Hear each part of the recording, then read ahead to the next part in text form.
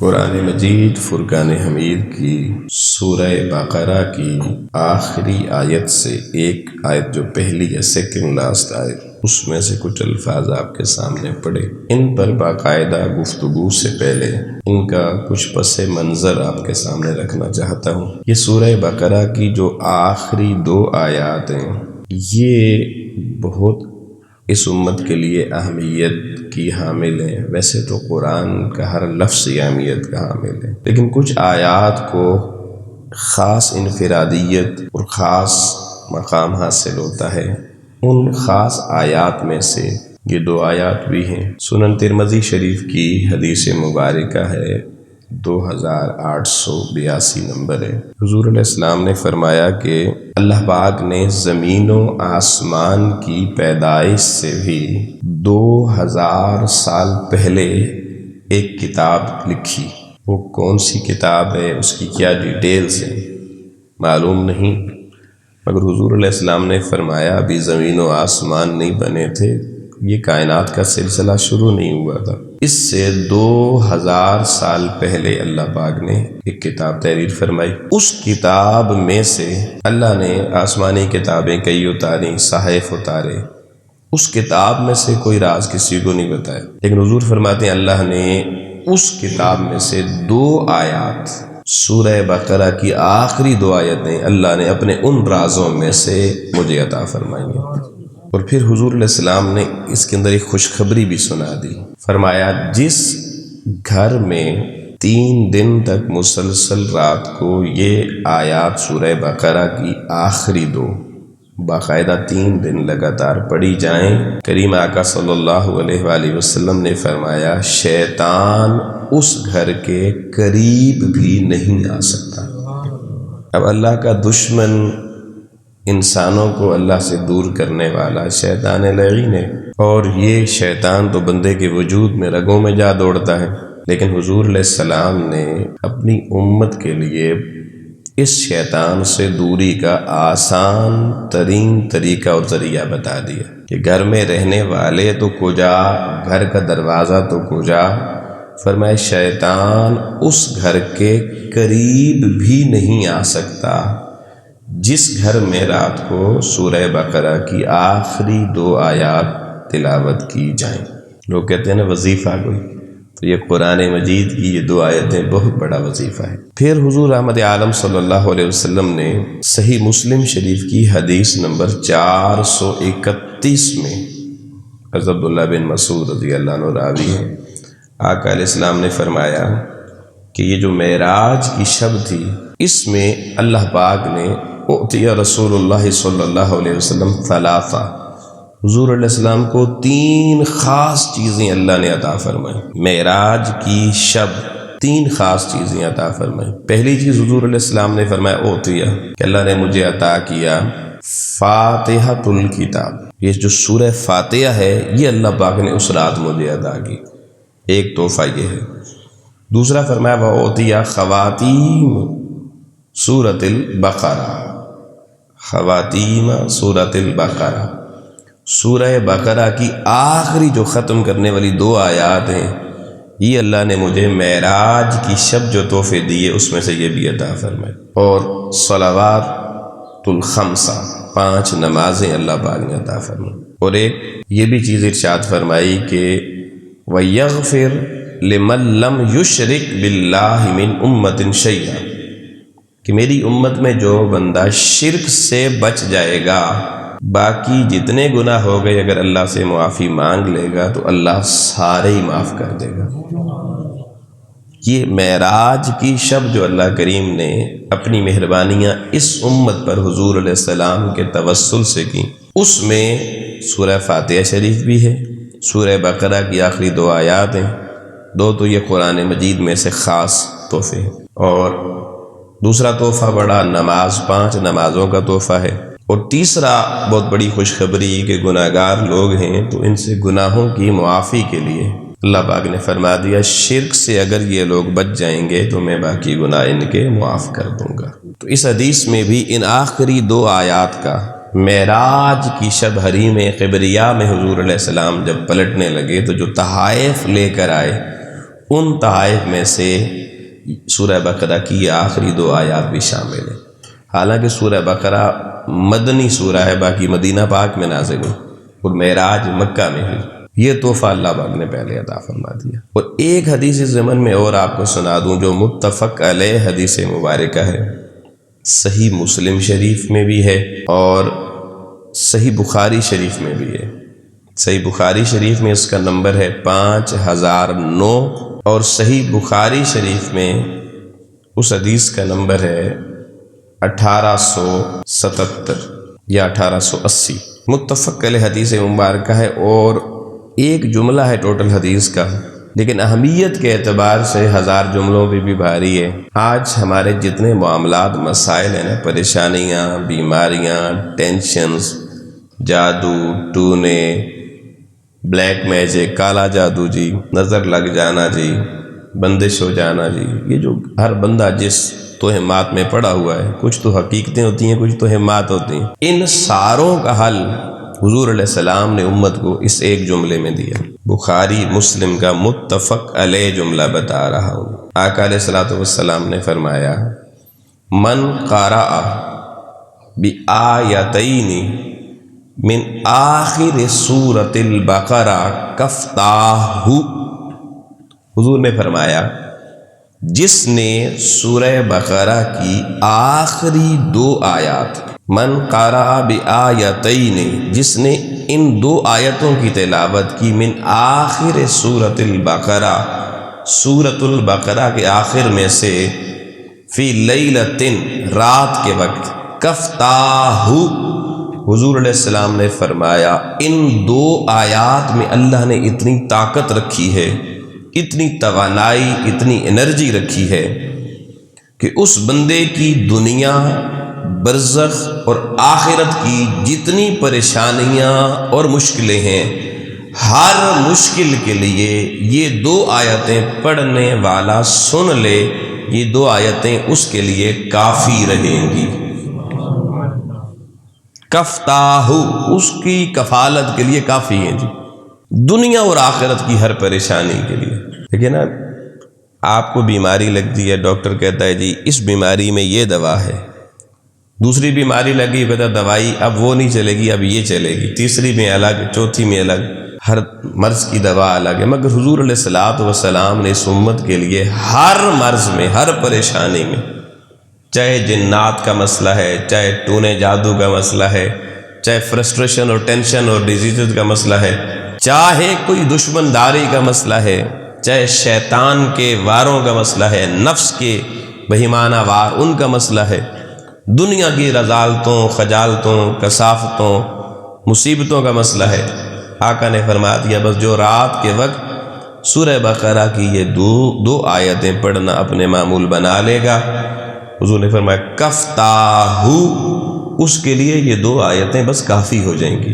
تو یہ 2 آیات دوستان محترم ہمیں ہر ایک کو خود بھی آنی چاہیے، اپنے بچوں، بچیوں، گھر والوں کو بھی سکھانی چاہیے، اور یقین کامل ہونا چاہیے کہ جب میرے محبوب نے فرما دیا اب یہ کافی ہے، اس یقین کے ساتھ جب آپ ان کو پڑھ کے تجربہ کر کے دیکھ لینا، اب حیران ہو جائیں گے۔ ایون اگر یہ بندہ جو پراپر 2 آیت یہ پڑھنے والا ہو، اس پہ کوئی بندہ اگر جادو کرنا چاہے، بڑے سے بڑا جادوگر جو کہے میں ایسا جادو ہے میرے پاس، میں بس یوں کروں اور بندہ پھڑک جاتا ہے، وہ 40 سال بھی لگا رہنا جادو کرنے میں، اور ادھر جس پہ کر رہا ہے وہ رات کو حضور علیہ السلام کے فرمان کے مطابق یہ 2 آیتیں پراپر پڑھ لیتا ہے، کائنات کا کوئی جادو اس کے قریب نہیں آ سکتا۔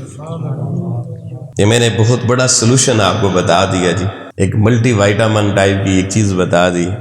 کوئی بھی مسئلہ ہو، سورہ بقرہ کی آخری 2 آیات، یہ بچے کو وظیفہ بنا کر یاد کروائیں اور ان سے معمول بنائیں، بیٹے صبح و شام پڑھا کریں۔ اور رات کو سوتے وقت جیسے آیت الکرسی کے بارے میں ہے کہ جو بندہ رات کو سوتے وقت آیت الکرسی پڑھتا ہے، شیطان اس گھر میں داخل نہیں ہو سکتا، آئے بھی تو بندہ اس کو چاہے تو پکڑ بھی سکتا ہے۔ اور یہ حدیث سے ثابت ہے کہ حضور علیہ الصلوۃ والسلام کے پاس بیت المال میں کچھ مال آیا یا زکوٰۃ کے پیسے آئے، تو کچھ مال ایک جگہ پہ بیت المال میں جمع کیا گیا، تو حضور علیہ السلام نے حضرت ابو ہریرہ کی ڈیوٹی لگائی کہ رات کو آپ نے پہرا دینا ہے، کوئی لوٹ کے نہ لے جائے۔ تو فرماتے ہیں کہ رات کو نا ایک آدمی بڑا سفید لباس میں ملبوس ہو کے آ گیا آدھی رات کے وقت، تو کہتے ہیں میں نے اس کو پکڑ لیا، تو اس نے میری بڑی منت کی کہ مجھے چھوڑ دیں، میرے بڑے چھوٹے چھوٹے بچے ہیں، میں فلانے علاقے سے آیا ہوں، بڑا مجبور ہوں، تو بس غلطی ہو گئی، آج کے بعد نہیں آؤں گا۔ تو کہتے ہیں میں نے چھوڑ دیا۔ صبح جب نماز حضور کے ساتھ پڑھی تو آقا علیہ السلام نماز پڑھا کے کہنے لگے ابو ہریرہ وہ تیرے قیدی کا کیا ہوا؟ حضور جانتے تھے نا، پوچھا قیدی کا کیا ہوا؟ تو کہتے ہیں میں نے سارا واقعہ سنا دیا۔ تو حضور علیہ السلام فرمانے لگے نہیں، وہ پھر آئے گا، اور وہ شیطان تھا جو تو نے پکڑا تھا۔ وہ اگلے دن پھر چوکس ہو کے بیٹھے رات کو، آدھی رات کے بعد پھر وہ کھڑکی کے کواڑ سے آ گیا ایک انسانی شکل میں، صحابی نے پھر پکڑ لیا۔ اس نے پھر اتنی منت ترلا کیا، اتنی منت ترلا کیا کہ انہیں پھر رحم آ گیا، انہوں نے پھر چھوڑ دیا۔ صبح پھر حضور نے نماز کے بعد وہی بات کی، کہا وہ پھر آئے گا، شیطان کب رکتا ہے؟ تیسری رات ابو ہریرہ کہتے ہیں میں نے ٹھان لی آج نہیں جانے دوں گا۔ کہتے ہیں آدھی رات کے بعد آئے آخری پہر میں، کہتے ہیں میں نے دبوچ لیا، پکڑ لیا، اور ایسا پکڑا کہ کہا آج تجھے باندھ دوں گا اور صبح حضور کی بارگاہ میں لے کے جاؤں گا، چھوڑوں گا نہیں۔ اس وقت کہتے ہیں کہ شیطان نے حضور کے صحابی سے کہا اچھا یہ بات ہے تو میں تمہیں پھر وہ طریقہ نہ بتا دوں تو تجھے بھی فائدہ دے گا، اس امت کو بھی فائدہ دے گا۔ شیطان کہہ رہا ہے، کہا کیا؟ کہا اگر تم لوگ بچنا چاہتے ہو کہ میں تمہارے مال نہ لوٹوں، تمہارے گھروں میں داخل نہ ہوں، تو اس کا طریقہ یہ ہے کہ تم آیت الکرسی پڑھا کرو۔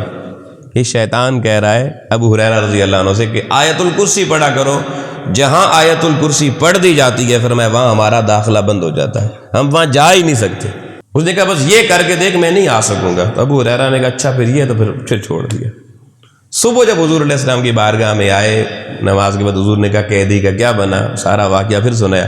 حضور نے کہا تھا تو وہ شیطان اب نہیں آئے گا، لیکن جاتے جاتے تمہیں جو بات بتا گیا وہ سچی بات بتا گیا ہے، وہ صحیح بتا گیا ہے۔ یعنی حضور نے تصدیق فرما دی کہ شیطان آ کے ابو ہریرہ جو راز بتا گیا، حقیقت یہی ہے کہ جہاں آیت الکرسی رات کو پڑھ دی جائے گی پھر اس گھر کو لوٹنے چاہے عزت مال کوئی چیز بھی ہو شیطان نہیں آ سکتا۔ تو ہمیں یہ چیزیں اپنے معمولات میں لانی چاہیے تاکہ گھروں میں جو وسوسے آ گئے ہیں، شر آ گئے ہیں، اور کچھ ویسے بھی ہم نے چیزیں پال رکھی ہیں، تو اس سے بھی ہمارا جان چھوٹ جائے اور دماغ اور دل کی دنیا کلیئر ہو جائے۔ ویسے ہی فتنے آتے رہتے ہیں نا جی، ساتھ والوں سے پڑوسی ایسے ہیں انہوں نے کوئی جادو کر دیا ہے جی، کوئی کسی رشتہ دار کا گھر ہو اس کی تو ویسے ہی سختی ہوتی ہے۔ تو ان چیزوں سے باہر نکلنے کے لیے آسان طریقہ جب یہ کام آپ کریں گے اس عقیدے اور یقین کے ساتھ کہ رسول اللہ صلی اللہ علیہ وسلم نے یہ چیزیں بیان فرمائی ہیں، یہ حق ہیں، سچ ہیں، مجھے کسی کے بارے میں اب سوچنے کی ضرورت نہیں، کیونکہ میں نے وہ راستے ہی بند کر دیے جہاں سے کوئی چیز داخل ہونی ہے۔ اب کوئی کرتا بھی رہے تو ڈونٹ ٹیک اینی ٹینشن، ضرورت نہیں۔ تو یہ دو آخری آیات جو میں بتا رہا تھا، یہ ان کی میں نے اہمیت آپ کے سامنے رکھی ہے۔ اب دوستان محترم ان آیات پر آ جائیے، یہ معراج کا خاص تحفہ۔ اب ان آیات میں اللہ نے کہا کیا ہے یہ بھی سمجھنے کے لائق ہے۔ ان کی اہمیت تو سمجھ میں آ گئی، اب جو کچھ اللہ نے کہا وہ بھی سن لیجیے تاکہ جب پڑھیں ان کو تو ساتھ ذہن میں ہو کہ میں کیا پڑھ رہا ہوں۔ اور میں آمن الرسول، ہمارے یہاں ویسے ہی جب بندہ مر جاتا ہے تو قبر پہ کھڑے ہو کے یہ پڑھی جاتی ہیں۔ زندگی میں ہم نے نہیں کبھی کسی کو بتایا، بہت سی ہماری چیزیں مرنے کے بعد ہی لوگ، کوئی کسی بندے کو تسلیم بھی کرنا ہو تو ساری زندگی نہیں کرتے، مرنے کے بعد کر لیتے ہیں۔ تو زندگی میں بھی پڑھیں، زندگی کے بعد مر جائے بندہ تب بھی پڑھیں۔ آمن الرسول بما انزل الیہ من ربہ والمؤمنون، رسول ایمان لے آیا۔ آج تک تو آپ نے سنا تھا رسولوں پر ایمان لانا، لیکن یہاں شروع آمن الرسول، رسول ایمان لایا، بما انزل الیہ من ربہ والمؤمنون، جو اللہ کی طرف سے خاص کلام نازل ہوا۔ اس سے مراد قرآن مجید پورا نہیں ہے، یہ بھی بتا دوں، وہ آگے اسی آیت میں آگے آ جائے گا قرآن کا ذکر۔ تو مفسرین فرماتے ہیں کہ یہ جو کہا گیا نا رسول ایمان لے آیا، اس نازل ہونے والی چیز پر، بما انزل الیہ، جو اس کی طرف نازل ہوئی، من ربہ، اس کے رب کی طرف سے، اور پھر مومن بھی اس پر ایمان لائے۔ تو فرماتے ہیں یہ سورہ بقرہ کی آخری دو آیات ہیں، کیونکہ یہ اس کتاب خاص سے ملی جو میں پہلے ذکر کر چکا۔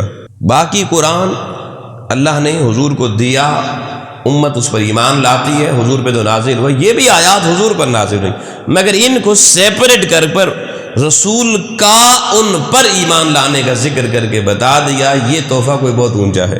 کل آمن باللہ، کل سارے ایمان لائے باللہ اللہ پر. اب عمومی جو ایمان ہمارا اس کی بات ہو رہی ہے. کل آمن باللہ وملائکتہ وکتبہ ورسلہ. اب دیکھیں کتابوں کا ذکر آگے آ گیا. اللہ پر، رسولوں پر، کتابوں پر، ملائکہ پر ایمان، یہ تو سارے ہی لاتے ہیں. لیکن یہ جو آمن الرسول بما انزل الیہ ہے، یہ خاص چیز ہے جس کے سارے راز میں آپ کے سامنے رکھ چکا ہوں. جو اللہ کی کتاب ہے، ہر رسول پر ایمان لاتے ہیں جس کو اللہ نے بھیجا، اللہ پر ایمان لاتے ہیں، ہر ملائکہ پر، سارے ملائکہ پر ہم ایمان لاتے ہیں. اگلا جملہ قابل توجہ، فرمایا لا نفرق بین احد من رسلہ، اور یہ کسی ایک بھی رسول میں فرق نہیں کرتے، رسولوں میں فرق نہیں کرتے. اب حالانکہ قرآن مجید نے کہا تلک الرسل فضلنا بعضهم علی بعض، کہ رسولوں میں سے اللہ نے بعض کو بعض پر فضیلت دی ہے. تو یہاں اللہ پاک نے فرمایا کہ ایمان لانے والے لا نفرق، تفریق نہیں کرتے. اس کا ایک معنی یہ ہے کہ ایمان کے باب میں یہ نہیں کہ میں اپنے آقا علیہ السلام پہ زیادہ ایمان لے آیا ہوں، عیسیٰ علیہ السلام پہ تھوڑا کم لے کر آیا ہوں، یا داؤد علیہ السلام پہ اور تھوڑا سا کم لے کر. نہیں، ہمیں جن کے نام معلوم ہیں اور جن کے نام نہیں معلوم، سارے نبی اور رسول سب پر ایمان میں لا نفرق، کوئی فرق نہیں ہونا چاہیے. ہر ایک کو دل کی اتھا گہرائیوں سے، قلب و ذہن کی اتھا گہرائیوں سے ماننا ہے. اور ایک معنی اس کا اور ہے، رسل جو ہوتا ہے نا جی، یہ پیغام دینے والے، دعوت دینے والے، حق پہنچانے والے کو بھی کہتے ہیں. جیسے اللہ نے قرآن مجید میں فرشتے کو بھی رسول کہا. حالانکہ فرشتہ رسول تو نہیں ہوتا نا، وہ پیغمبر و رسول، کیونکہ فرشتہ پیغام لاتا ہے. جب اللہ کا کوئی پیغام لایا حضرت مریم کے پاس تو اس کو بھی رسول کہہ دیا، بشر بھی کہا اس کو، جیسے میں پہلے بتا چکا ہوں. اب رسول عربی زبان میں رسول پیغام دینے والوں کو بھی کہتے ہیں. اب لا نفرق بین احد من رسلہ، اس کا ایک معنی یہ ہوگا کہ ایمان لانے والے جب اللہ پر بنیادی عقیدہ، ایمان باللہ، ایمان بالکتب، ایمان بالرسل، ایمان بالملائکہ، ایمان بالآخرہ، جب یہ ایمان کی شرائط پوری ہوگی، یہ اصل عقیدے کی اساس ہے. اب اس کے بعد جو بندہ بھی امت میں سے، بڑا جملہ تھوڑا بھاری ہے، بہت سے ذہن اس میں ایک دم سٹپٹا بھی سکتے ہیں، لیکن میں جس تناظر میں کہہ رہا ہوں اللہ کرے ہمیں سمجھ میں آ جائے. لا نفرق بین احد من رسلہ، جب ایمان امت میں سے کوئی بھی طبقہ، یا بنیادی جو ایمان کی صفات ہیں، سات آپ کہتے ہیں، اس پر ایمان لے آیا، اس پر کسی کے ایمان میں کوئی کمی نہیں ہے. ہر کوئی کہتا ہے رسولوں پہ بھی کامل ایمان، کتابوں پر بھی کامل ایمان، ملائکہ پر بھی کامل ایمان، خیر و شر پہ بھی کامل ایمان، آخرت پہ بھی کامل ایمان، قیامت اٹھنے پر بھی کامل ایمان. تو اب جو یہ ساری چیزیں مانتا ہے، لا نفرق بین احد من رسلہ، اب پیغام پہنچانے والے جتنے بھی ہیں، یہ پیغام دینے والے، چاہے آپ کی جماعت کے ہیں یا نہیں، چاہے آپ کے ہم مسلک ہیں یا نہیں، چاہے آپ کے ہم جماعت ہم فرقہ ہیں یا نہیں، لا نفرق. پہلے تو یہ صحیح ایمان لانے والے قرآن کہتا ہے وہ تفریق کبھی بھی نہیں کرتے، فرق نہیں ڈالتے لوگوں میں، وہ جی یہ ایسا ہے میں ایسا. لا نفرق، یہ ایمان کی وادی میں داخل ہونے والوں میں تفریق ختم کرنے والے ہوتے ہیں، اس لیے کہ تفریق سے کمی آتی ہے عدد میں. اگر تفریق کے اصولوں پر جائیں گے تو امت چھوٹی ہوتی چلی جائے گی. اب جیسے کوئی کہتا جی فلاں امت کا پورا طبقہ جناب وہ کافر ہے، ایک طبقے کو امت میں کافر کہا جاتا ہے، نعرہ لگایا جاتا ہے، دیواروں پہ لکھا جاتا ہے. اب اگر وہ امت میں 5% ہیں، 10% ہیں، تو اتنی امت ہم نے چھوٹی کر دی، کم کر دی، تفریق کر دی. کسی نے کہہ دیا کہ امت کا یہ سارا طبقہ یہ مشرک ہے، بدعتی ہے، تو یہ بھی طبقہ نکل گیا، مائنس ہو گیا، تفریق ہو گئی.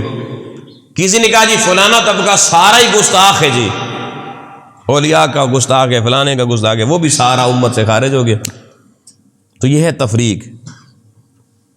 تو قرآن مجید کہہ رہا ہے لا نفرق بین احد من رسلہ، کچھ فیصلے اللہ پر رہنے دیں، قیامت پہ رہنے دیں، اس پر ایمان ہے تمہارا. اگر تم نے ادھر ہی سارے فیصلے کر کے خود ہی عدالت لگانی ہے تو پھر تمہارا آخرت پہ کون سا ایمان ہے؟ تم نے ادھر ہی ترازو لگا دیا، ہر ایک کو تول تول کے اٹھا کے باہر پھینکتے چلے جا رہے. زندگی میں یہ کام اندر داخل کرنے والا تو ہوا نہیں ہے، مگر باہر نکالنے والا وہ جاری. تو لا نفرق بینہ، جو ایمان کی بنیادی شرطیں پوری کرے، فرمایا اس میں پھر تفریق کسی بندہ اس کو اجازت نہیں ہے کرنے کی۔ اور اللہ تو ویسے بھی قرآن مجید میں کہتا ہے وَاعْتَصِمُوا بِحَبْلِ اللَّهِ جَمِيعًا وَلَا تَفَرَّقُوا۔ اب جمیعہ کہہ کے کہا سارے ہی، سارے کیوں کہنے پڑے؟ اگر طبقہ ہی ایک ہوتا امت، اگر صرف ایک مسلک امت ہوتا، باقی مسالک امت نہ ہوتے، تو جمیعہ کہنے کی ضرورت کیا تھی؟ جمیعہ تب کہا کہ سارے مل کر وَلَا تَفَرَّقُوا، فرمایا اللہ کی رسی کو تھام لو اور تفرقہ بازی میں نہ پڑو۔ تو ادھر فرمایا لا نفرق بین احد من رسلہ، بلکہ کیا کہا کرو۔ دوستان محترم، اب جو جملہ ہے کرنے کا کام کیا تھا، سوچئے گا ہم کتنا وہ کر رہے ہیں۔ اور جس دن یہ کرنا شروع کیا، آپ کا دل جتنا بھی پتھر ہوا، جتنا بھی سخت ہوا، دیکھنا یہ پگھلے گا کیسے، قرآن کے لفظوں کی حرارت سے اس کے اندر کیسے نرمی، چشمے کیسے یہاں سے بہیں گے، آنکھیں کیسے آپ کی بہیں گی۔ اگر یہ لا نفرق بین احد من رسلی وسیع تصور کے ساتھ امت کے، اس کے بعد کہنا کیا، اللہ نے بتایا ہے بھئی وہ نہ کہو، یہ کہو، کیا کہو؟ قالو، وہ کہتے ہیں سمعنا، یا اللہ ہم نے سن لیا، اور صرف سنا نہیں، وَأَطَعْنَا، اور ہم نے مان کر اس پر چلنا بھی شروع کر دیا۔ لا نفرق بین احد من رسل، تفریق مٹا دی ہم نے، ہم تفریق میں نہیں پڑیں گے۔ ہم کون ہوتے ہیں کسی کو یہ کسی کو وہ بنانے والے؟ بس جو اللہ رسول قیامت، فرشتوں پر، کتابوں پر، خیر و شر پہ ایمان رکھتا ہے، ہمیں اللہ نے کوئی ڈیوٹی نہیں دی۔ اس کے بعد یہ دیکھیں دل کھول کر کے اندر کیا لکھا ہوا ہے، فرمایا آپ یہ کہا کرو اطعنا، سمعنا، پہلے یا اللہ ہم نے سنا ہے، اور ایسے نہیں کہ سنی انسنی کر دی ہے، پکا ہی سن لیا ہے، اب یہ ہماری سماعتوں سے باہر نہیں نکلے گا۔ وَأَطَعْنَا، اور ہم جھک گئے ہیں تیرے آگے، بس آج کے بعد مخلوق سے ہر طرح کا جو ہم نے تقسیم بازی بنائی ہوئی چھوڑ دی ہے، بس مولا ہم تو بس تیرے ایمان کی وادیوں میں تیرے آگے جھک گئے ہیں۔ سمعنا وَأَطَعْنَا غفرانک ربنا، اے ہمارے رب ہمیں صرف اس راہ پہ چلا دے جس راہ پہ تیری مغفرت ہماری منتظر کھڑی ہے، اپنی مغفرت کا کامل راستہ عطا فرما دے، ہماری بخشش فرما دے۔ اس باب میں بھی ہم بہت کمزور ہو گئے۔ میں نے ایک مقام پہ ایک صاحب نے مجھے کہا حضرت ذرا میرے والد صاحب بیمار ہیں، دعا کر دیجئے، تو میں نے کہا یا اللہ ان کے والد صاحب کی مغفرت فرما دے۔ وہ الجھ پڑے، انہوں نے کہا میرا والد زندہ ہے بھائی۔ میں نے کہا ہے اس صحت کے لیے دعا کریں، آپ مغفرت، آپ نے مار دیا میرے والد کو۔ میں نے کہا یہ بتائیں کہ آپ نماز پڑھتے ہیں؟ کہتا جی پڑھتا ہوں۔ میں نے کہا آپ آخری دعا جو نماز میں پڑھتے ہیں وہ سنا دیں۔ وہ کہتا یہ کون سی مشکل، رب اجعلنی مقیم الصلاۃ ومن ذریتی ربنا وتقبل دعا ربنا اغفر لی۔ جب اس نے یہ کہا میں نے کہا رک جائیں، میں نے کہا آپ نے کیا کہا؟ ربنا اغفر لی، اللہ میری مغفرت فرما۔ آپ اس وقت مر چکے ہوتے ہیں، مرے ہوئے نماز پڑھتے ہیں۔ والدیہ، اور میرے والدین کی مغفرت فرما۔ اگر آپ کے یہ والدین زندہ ہیں تو آپ تو ہر نماز میں کہتے ہیں اللہ ان کی مغفرت فرما۔ میں نے بھی تو وہی کہا ہے۔ یعنی ہمارا ایمان عقیدہ کتنا کمزور ہو گیا کہ زندگی مغفرت مانگنی ہی نہیں۔ کیوں؟ کیونکہ ہمارے ہاں ساری مغفرت کی دعائیں مرنے کے بعد ہوتی ہیں، تو ہم نے زندگی سے مغفرت کا فارمولہ نکال دیا۔ لوگ بعد میں مغفرت کی ہماری دعائیں مانگیں گے تو شاید اللہ پھر ہی ہمیں مغفرت فرمائے گا۔ یار اللہ تو چاہ رہا ہے تو اسی زندگی میں چھوڑ لوگوں کو، کوئی بعد میں دعا کرے یا نہ کرے، تو محتاجی لوگوں کی کیوں اختیار کرتا ہے؟ تیرا رب تجھے آج ہی معاف کرنا چاہتا، بخشنا چاہتا ہے۔ رب کو کہا کر قالوا سمعنا واطعنا غفرانک ربنا والیک المصیر، لوٹ کے تیری طرف آنا ہے، بجائے بعد میں کوئی انا للہ وانا الیہ راجعون پڑھے، وہ بھی پڑھے مگر تو آج ہی پڑھ الیک المصیر، میں لوٹ کے تیری طرف آ رہا ہوں۔ تو مغفرت کا تحفہ اب جھولی میں لے کر جائیں، گناہوں کے نہ لے کر جائیں انبار، کہ بعد میں پھر لوگ دعا کریں اور سوچا جائے کہ اب مغفرت ہوئی یا نہ ہوئی۔ اپنی مغفرت بھی مانگا کریں، ہر انسان کی بھی، بیمار کی مغفرت تو پہلے مانگا کریں۔ اور ایک صاحب ایک دن دعا کر رہے تھے، ان پہ میں زیادہ حیران ہوا۔ ان کو بھی کسی نے کہا جی کہ بیماروں کے لیے دعا کر دیں، تو انہوں نے کہا جی اللہ ان کی مغفرت او ہو نہیں ان کو صحت عطا فرما۔ مغفرت کا جملہ بول کے کہا نہیں۔ میں نے کہا سبحان اللہ، یہ بندہ کہہ رہا ہے ان کی مغفرت نہ کرنا، بس صرف صحت دے دینا۔ معلوم ہی نہیں کیا کہہ رہے ہیں۔ اس لیے کہ صحیح غور سے چیزیں سنی ہی نہیں، اس لیے اللہ نے یہاں بتایا اس تفریق کے سبق سے باہر آؤ، وقالو، اور کہو سمعنا، ہم نے اب صحیح کر کے سنا ہے، واطعنا، اور صحیح کر کے مانا ہے، غفرانک ربنا والیک المصیر، اللہ اپنی مغفرت دے اور لوٹ کے تیری طرف آنا ہے۔ یہ سیکنڈ لاسٹ آیت ہے جی اس سورہ بقرہ کی۔ اب آخری آیت میں اللہ پاک نے فرمایا لا یکلف اللہ نفسا الا وسعها، انتہائی توجہ طلب جملہ ہے، فرمایا لا یکلف اللہ نفسا، ہم کسی بندہ بشر پر وہ بوجھ کبھی ڈالتے ہی نہیں ہیں الا وسعها، جس کی وسعت برداشت کرنے کی پہلے ہم دے نہیں دیتے۔ اللہ فرما رہا ہے میں اپنے بندوں کو کوئی ایسی بیماری، کوئی ایسی ٹینشن، کوئی ایسا حادثہ، کوئی ایسی گھریلو پریشانی، کسی طرح کی کوئی چیز، کوئی بوجھ اللہ کی طرف سے بندے پہ نہیں ڈلتا، صرف اتنا ہی ڈلتا ہے الا وسعها، جتنے کی برداشت اللہ نے پہلے اندر موجود رکھی ہوئی ہوتی ہے۔ دیکھیں نا، ایک گاڑی بندہ چلاتا ہے، اس کے سپیڈو میٹر پہ ہوتا ہے اتنی سپیڈ تک جا سکتی ہے، تو آپ اس تک تو جاتے ہیں آرام سے، آپ کو پتہ ہے یہاں تک جائے گی، اس کو بنانے والا بھی کہتا ہے یہاں تک لے جائیں، اس سے آگے چلے نہیں جا سکے گی۔ تو اللہ پاک نے ہمیں بنایا ہے، بنانے والا کہہ رہا ہے کہ جو کچھ بھی پریشانیاں، ٹینشن، بیماریاں، مصیبتیں آئیں گی اتنی آئیں گی جتنا الا وسعها، جس کی وسعت، جس کو برداشت کرنے کا ملکہ میں نے بندے کی طبیعت میں پہلے سے رکھ دیا ہے۔ اب ذرا میرے بھائیوں توجہ کیجئے، کیا اللہ تعالیٰ کی ہر مشکل پریشانی میں ہم اس کی حضور شکر، اگر تو ہر چیز پہ شکر کر رہے ہیں، مولا یہ جو بیماری یہ بھی تیرا شکر ہے، یہ جو گھر کے اندر پریشانی ہے یہ بھی تیرا شکر ہے، یہ جو ساری زندگی کرایہ داری پہ رہنا یہ بھی تیرا شکر ہے، یہ جو ساری زندگی دھکے کھانے یہ بھی تیرا شکر ہے، کیونکہ وسعت اندر موجود ہے برداشت کرنے کی۔ اگر تو ایسا ہے پھر تو ٹھیک ہے، قرآن احکام کے مطابق واقعی آپ نے سن بھی لیا، مان بھی لیا، چل بھی پڑے۔ لیکن اگر ہائے اللہ 80 تینوں لبے ہیں، یہ مصیبتیں ہمارے گھر سے تو نکلتی نہیں، پتہ نہیں انہوں نے ہمارا گھر کیوں دیکھ لیا، اللہ کو بھی پتہ نہیں ہم سے کیا ہے جی، ہم سے وہ کیا چاہتا ہے جی، چھوڑتا ہی نہیں۔ یا کوئی تکلیف آئی، ہائے بس میں مر گیا، یہ کیا ہو گیا، یہ جو شکوے شکایتیں، یہ اللہ نے کیا دے دیا گھر میں، بچہ بچی اس کو تانا دیتے ہو، ماں کہتی دفع ہو جا، مردود فلانا، ڈمگانا فلانا، اس کی برداشت ہی نہیں۔ پھر بعد بچے جوان ہو گئے، ان کو والدین نہیں برداشت ہوتے، چل بڈھا بابا نکل گھر سے، تو یہاں رہنے کے قابل نہیں، ہر وقت ہی جناب ڈانٹتا رہتا ہے، یہ کرتا ہے وہ کرتا ہے۔ یہ سب کیا ہے؟ یہ اللہ کی دی ہوئی وسعت سے باہر نکلنا ہے، اور یہ ایک مومن کا وتیرہ نہیں ہو سکتا۔ تو لا یکلف اللہ نفسا، یہ آیتیں جب ہر روز پڑھیں گے نا، جو میں نے بتایا اس کی اہمیت، تو پھر ذہن میں یہ سٹک کریں گی، دماغ کو کھڑکیوں کو یہ ایسے ناک کریں گی کہ وہ کہہ رہا ہے کہ بھائی میں تو وہ تکلیف دیتا ہی نہیں ہوں، اس چیز کا میں نے مکلف بندے کو بنایا ہی نہیں ہے جو یہ بوجھ اٹھا نہیں سکتا، تو میں کیوں شکوے کرتا ہوں؟ تو اگر آپ کے پاس گاڑی ہو، سپیڈ اس کی جتنی اس پہ نہ جائے، تو آپ اس کو پھر مکینک کے پاس لے کے جاتے ہیں، اگر اس کو ٹھیک کرو بھائی اس میں کوئی کمی ہے، تو اس کا مطلب ہے اگر ہمارے اندر بھی وہ بوجھ اٹھانے کے بجائے شکوے شکایتیں ہیں تو میکینیکلی فالٹ آ گیا ہے، اس کو دور کروانے کی ضرورت ہے۔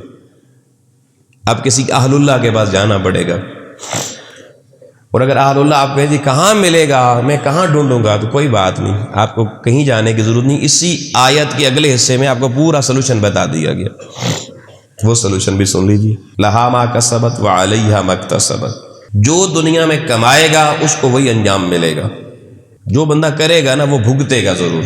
لہا ما کسبت، جو کچھ اس نے کمایا، جو کچھ اس نے کیا، جو ہاتھ جس طرف بڑھے، پاؤں جدھر بڑھے، اس کا انجام اس کو بھگتنا پڑے گا۔ اب یہ ساری باتیں کر کے اللہ پاک نے اس کے بعد وہ جو معراج کی شب یہ جو خاص تحفہ دیا تھا نا، اس کا پورا اب راز آخری جملے میں رکھا، کہا ایمان صرف کامل ہونا چاہیے، جو میں نے پہلے بات دی تھی، تفریق سے باہر آ جاؤ اور اللہ کی باتوں کو پورے غور سے سنو اور ان کو صحیح مانو، اور فرمایا میں بوجھ نہیں ڈالتا تمہاری وسعت سے زیادہ، لیکن اس کے باوجود جب اس کی بارگاہ میں پیش ہونا ہے جب اس کی حضوری میں جانا ہے، تیرے بوجھ اٹھا کے بندہ تھک تو جاتا ہے نا جی، وسعت ہے بھی. ایک بندہ کہتا ہے میں من اٹھا سکتا ہوں پورا، لیکن اٹھا کے وہ تھوڑی دیر میں تھکاوٹ بھی تو ہو جاتی ہے نا. تو اس نے تھکاوٹ اتارنے کا طریقہ بتایا، فارمولہ بتایا. اس نے کہا اب بندے اگر تو ایسا مان لینا میرے کلام کو اور ایسی اطاعت میں آ جا، وہ شکر گزاری کی زندگی اختیار کر لے، وہ تفریق انسانیت ختم کر دے، تو پھر ربنا لا تؤاخذنا ان نسینا او اخطأنا، پھر تو میرے دروازہ رحمت پہ آ اور مجھے یوں بلا، ربنا اے ہمارے رب، لا تؤاخذنا مجھے نہ مارنا، مجھے سزا نہ دینا، میرا مواخذہ نہ کرنا، ان نسینا جو چیزوں میں بھول گیا، بھول کے جو کچھ مجھ سے ہو گیا، یا اس سننے سمجھنے سے پہلے تک جو ہو گیا، یا اللہ بس وہ بھولے سے ہو گیا ہے، لا تؤاخذنا میرا مواخذہ نہیں کرنا، مجھے کچھ نہیں کہنا، او اخطانا یا خطان جان بوجھ کے بھی ہوتا رہا، بہت سے کام جان بوجھ کے ہم غلط کر دیتے ہیں. فرمایا دونوں کے حوالے سے میری بارگاہ میں مغفرت مانگو، مواخذہ نہ کرنے کی دعا مانگو.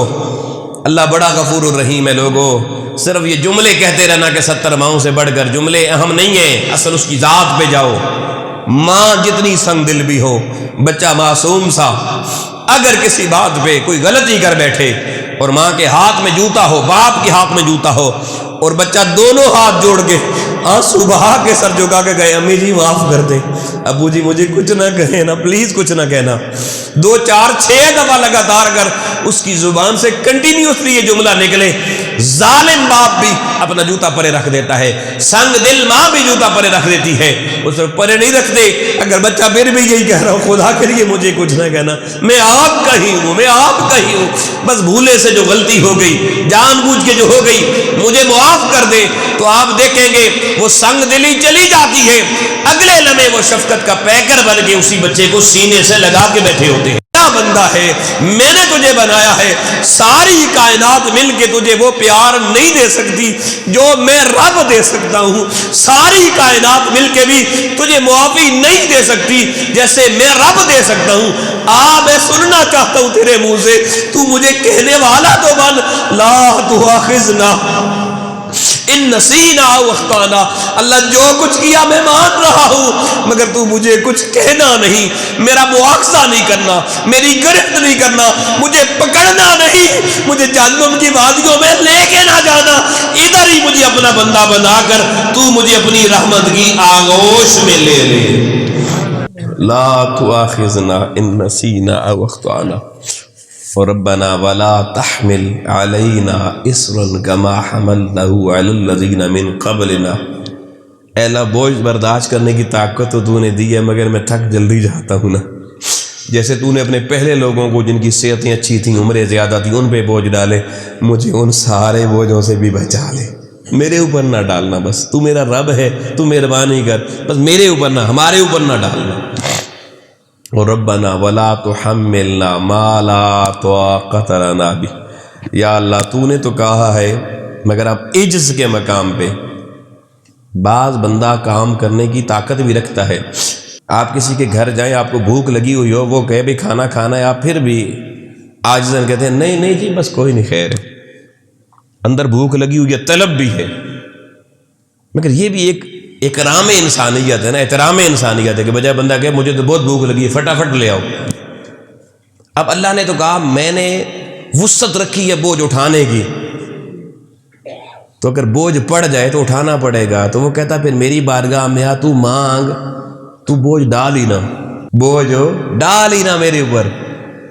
کیوں؟ ما لا طاقت لنا بھی، جس چیز کی تو نے طاقت نہیں دی، یا جس چیز کی طاقت دی بھی ہے مگر میں کمزور ہو کے کہہ رہا ہوں میرے اندر وہ طاقت اتنی نہیں ہے، میں کمزور ہوں، میں بے بس ہوں، میں بے سہارا ہوں، تو مہربانی کر دے مجھے ہر طرح کے بوجھ سے بچا لے. اللہ خود بندے کی زبان سے یہ کہلوانا چاہتا ہے. میرے بھائی میرے دوست، سوچ جب رب کہہ رہا ہے تو ہماری زبان کیوں گھس جاتی ہے اس کو کہتے ہوئے. تو اس کو کہنے والا بن، وہ تیری پریشانیاں بھی اٹھا دے گا، تیری ٹینشنیں، تیری بیماریاں، تیری مشکلیں بھی آسانیوں سے بدل دے گا. کہنے والے تو بنو نا یار. ربنا ولا تحملنا ما لا طاقت لنا به، اور اب کہنا کیا ہے؟ واعف عنا، بس اللہ میرے سے درگزر کر، درگزر کر، درگزر کر، میں کچھ بھی کروں پھر بھی مجھے معاف کر، درگزر کر، آسانیاں میرے لیے پیدا فرما۔ واغفر لنا، میں تیری مغفرت کا بڑا محتاج ہوں، بس ہماری مغفرت کے دروازے کھولتا چلا جا، وہ کام کرنے کی توفیق دی کہ ہر کام سے تیری مغفرت اور قریب اور قریب، میں تیری مغفرت کے اور قریب ہوتا چلا جاؤں۔ ورحمنا، اللہ دنیا کہتی ہے یہ بندہ بڑا ظالم ہے، تو میرے اوپر ایسا رحم فرما دینا کہ میرے اندر کے ظلم بھی سارے نکل جائیں، میں بھی ساری امت کے لیے باعث رحمت و شفقت بن جاؤں۔ اللہ سے رحم مانگا کرو لوگوں، مخلوق سے ہم نے ہاتھ جوڑ کے دعائی کرتے ہو، یار رحم کر، کوئی وڈیرا دبا دے کسی کہتے یار بھائی رحم کرو، اللہ سے رحم کیوں نہیں مانگتے؟ جس تصور کے ساتھ کسی وڈیرے کے سامنے رحم کی بھیک مانگتے ہو نا، کم از کم یار اتنے تصور سے اللہ کی بارگاہ میں بھی رحم کی بھیک مانگا کرو، اللہ سے بڑا کون ہے؟ ورحمنا انت مولانا، اللہ میری زندگی کا والی وارث تو ہی ہے، ہم سب کا والی وارث تو ہے۔ فانصرنا علی القوم الکافرین، ہر نافرمان، ہر تیری بارگاہ کو سے دور سے اس کے مقابلے میں میری مدد فرمانا، مجھے اس طرف نہ لے کے جانا، ہر نافرمان سے مجھے دور کر کے اپنے فرما برداروں میں داخل فرما دینا۔ یہ آخری دو آیات ہیں جی، جن کی میں نے 4 یا 3 احادیث کی سنا کر ان کی اہمیت آپ کو بتائی اور ان کا ترجمہ بتایا، اور میں وہ جملے پھر دہرا دیتا ہوں بعد میں آنے والوں کے لیے کہ بخاری مسلم میں اللہ نے فرما دیا جو ان 2 آیتوں کو حضور نے فرمایا من قرأ بآیتین من آخر سورۃ البقرہ، سورہ بقرہ کی جو 2 آخری آیتیں فی لیلۃ، راتوں کو پڑھے گا، کفتاہ، دنیا آخرت کی ہر عذاب پریشانی ہر مشکل سے بچانے کے لیے یہ 2 آیتیں اس بندہ مومن کے لیے کافی رہیں گی۔